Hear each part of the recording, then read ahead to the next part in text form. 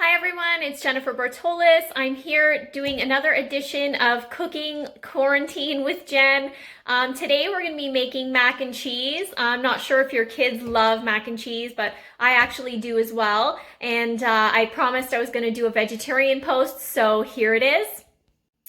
This recipe is actually from Panera, which is one of my favorites. I decided that I was going to use their recipe with, of course, my variations to make it my own. So I hope you guys enjoy. And as always, this recipe is fairly easy so everyone can follow because clearly I am not a chef. So while we're getting the sauce ready, let's put on our water for our pasta. So I'm going to start out with my butter. I actually like to use this garlic spread because it actually has a lot of flavor in it. So the garlic and the parsley is already in it. So it just adds another element to your mac and cheese. So you put that in the saucepan. So as you see my butter melting down, this is actually a crucial part of the mac and cheese, is making what they call your roux by adding your flour and whisking it intently. You do have to keep a watch on it just because you don't want it to burn. So once it starts thickening up is when you know you have a good start to your roux. So next we want to add our 2 cups of milk gradually so that the sauce thickens up.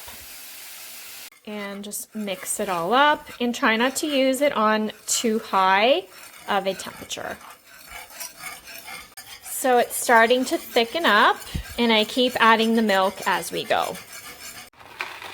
My water is boiling, so I just added some macaroni to the water and boil for about 11 minutes. Now here's the tough part. There's some recipes that require honey Dijon mustard or the dry mustard. I've used the dry mustard in the past, but this time, because we're doing it the Panera way, I'm going to use the honey Dijon mustard and see how it goes.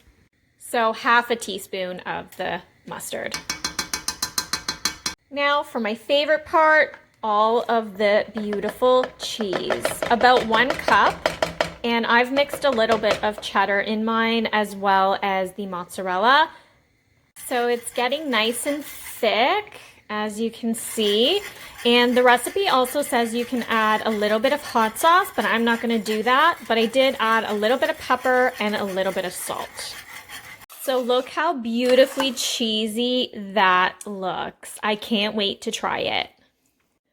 Now who's hungry? I sure am.